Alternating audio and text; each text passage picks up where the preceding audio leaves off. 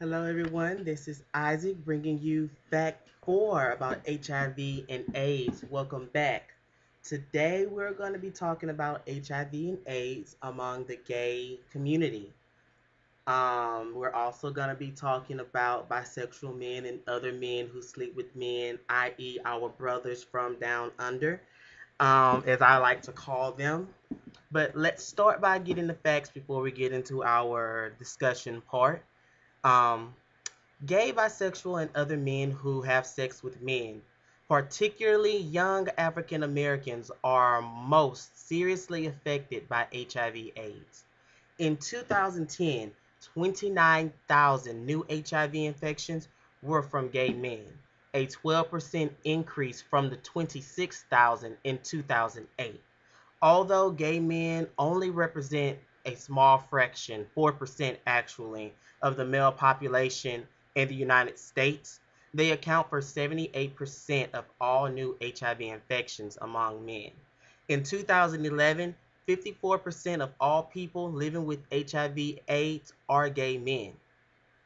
In 2010, white gay men continued to be the leading largest number of new HIV infections, but were followed closely by African American gay men, with young men accounting for the largest group, 55%.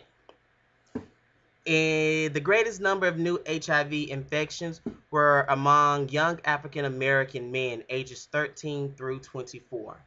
Young African American gay men accounted for 45% of new HIV infections. So that means of that 55% of the young men that accounted for the largest group, 45% of those young men were African American gay men.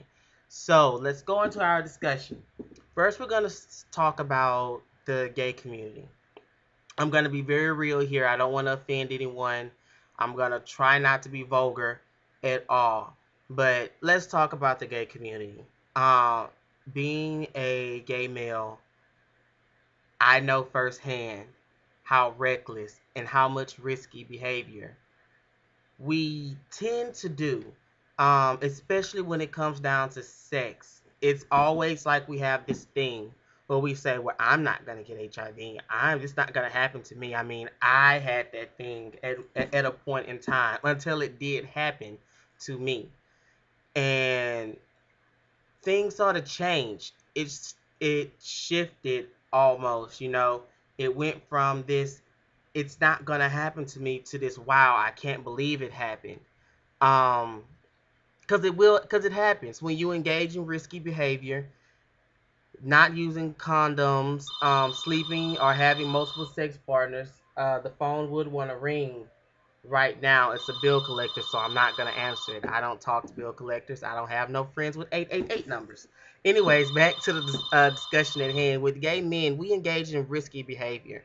Sex parties, let's start there.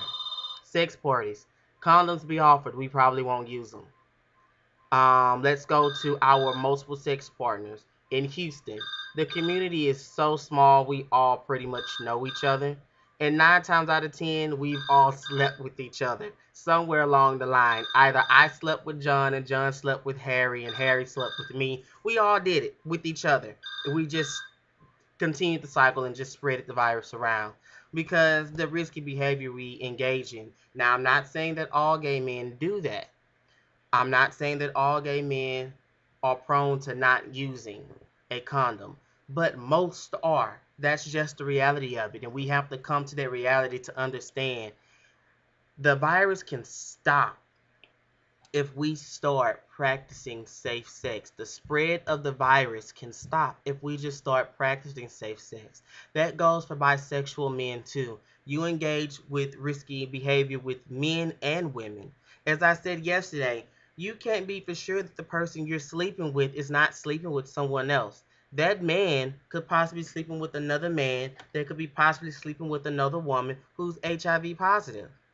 That woman could be sleeping with another man that could be sleeping with another man who's HIV positive, and then you're stuck in the middle. And now you're HIV positive, and you go sleep with another man or woman, and you continue to spread the cycle. You continue to spread the virus. The cycle continues with the spreading. We can stop this. It's very simple. Use a condom. Use a condom. Use a condom. It's very, very simple. The next part of this discussion, which is something I try to stay away from. Um, I tend to piss a lot of people off when I talk about this, but we know who our brothers from down under are. Those down low men, those men who live in secrecy, those married men that sleep around with other men, got they call boy on the phone, meeting them at the hotel, 12 o'clock, 1 o'clock in the morning, all that other stuff. I'm not going to knock what you do. I'm not, because who am I to judge? But I will say, in particular, you are spreading the virus to our women, the women that carry your kids, that most of you do have. I'm not saying that all of you use condoms. I'm just saying for the ones that I have engaged with myself, I know for a fact. I know. I know.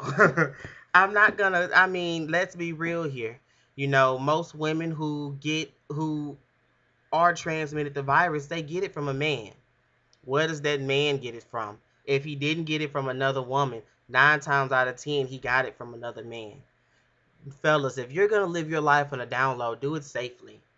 Wrap it up, Don't go back and don't go stick the same penis that you just stuck in that man and then go stick it in your wife, Especially if that's high risk behavior. Get tested regularly if that's the lifestyle you want to live. Even if you are gay or bisexual, you still should get tested regularly. Even if you're straight, you should get tested regularly. Because, like I say, there's no telling who's sleeping with you, who's sleeping with who. There are billions of people in this world, I mean, some people are like that. Some people probably got to go to sleep with every single person in the world, I don't know. Some people are like that. Like I was saying, in the gay community particularly, the spread of the virus starts with us. We can stop it. We can stop it here in the United States if we just learn to stop engaging in high-risk behaviors. Even for those who are HIV negative that still engage in high-risk behavior and continue to go get tested and you come back negative, if you could be me. I continued to show negative on a test for 4 years until finding out that I was indeed HIV positive just this year. That means I acquired that virus sometime in 2010. Between 2010 and 2014, when I was going getting tested regularly, I showed up negative. And yet I had this thing in my head that it would not happen to me. I engaged in risky behavior, you know, and you know, let's just say, I continued the spread, unknowing to myself, I continued that spread. But that's just the reality of how gay, bisexual, and men that live their life on the DL, on the down low, spread the virus. That's the reality of it because we engage in those behaviors. High risk behaviors are anal sex, which is number one. That's number one on the list. Numero uno is anal sex. Then the next thing is vaginal sex, which is number two. So, come on. They make condoms for a reason. Condoms do not constitute for plastic sandwich bags. They does not constitute, the pulling out method does not work because semen is the most potent and carries the most viral load of HIV, just in case you did not know. It also carries the most load for women to get pregnant, just to throw that point out there too. So ladies, just because he's pulling out don't mean you won't get pregnant, don't mean you won't get HIV. Fellas, just because he's pulling out don't mean you won't get the virus. Your chance is still high. You engaged in that risky behavior, you know. Pre-com, that's what I meant to say. I kept saying semen, but pre-com, that's the most that holds the potency of everything. Pre-com is the most potent and has the highest viral load inside of it, So just because they're pulling out don't mean anything. as I was saying, it's very important that we stop engaging in all these high risk behaviors, all these high risk activities. Um, that includes, for some reason, drugs are very rampant in the gay community, you know, and when you are high or drunk, your judgment is sometimes impaired. But I'm not going to say that the drugs are to blame, because even if your judgment is that much impaired, your judgment, the drug should tell you, I got this condom in my back pocket for a reason. Why didn't I use it? We all carry condoms in our wallet, purses, back pockets when we go out to the club. We never know what's going to happen. I know I did. I'm just being frank. But for some reason, I just did not use them. For some reason, on some occasions, I'm not going to say all occasions, on some occasions, things just happen too fast. Quickies. That's what we like to call them. Those quickies, they happen too fast, and it just happened. 5 minutes and you're done. You know. But I mean, we have to start being more smarter. We have to be smarter about this. We have to stop it. It's not hard to do. Using a condom is not hard to do. If I have to have a condom tutorial, you remember in health class where they took the condom and wrapped it on a banana?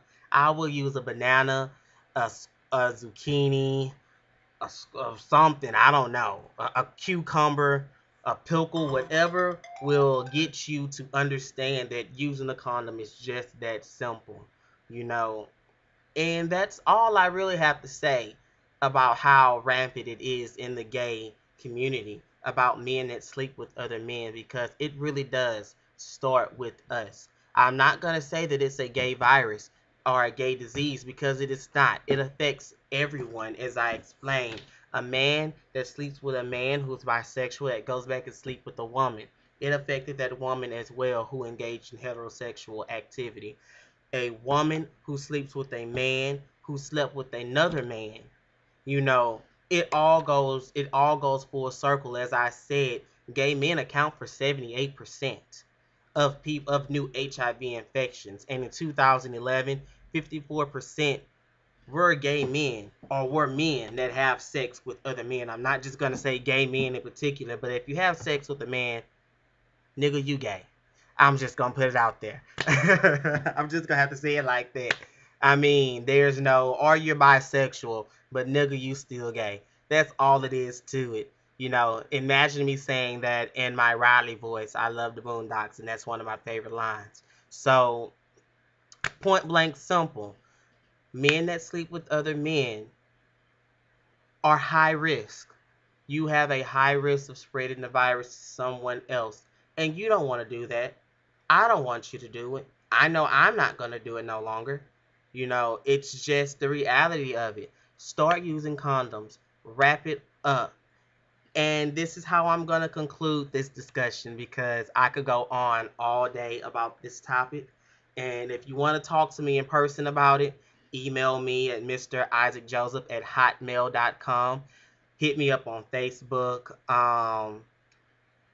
For those of you who got my number that are watching the videos, if you want to talk to me more about this topic, call me, because I can go on about this topic all day long. I can tell you so much.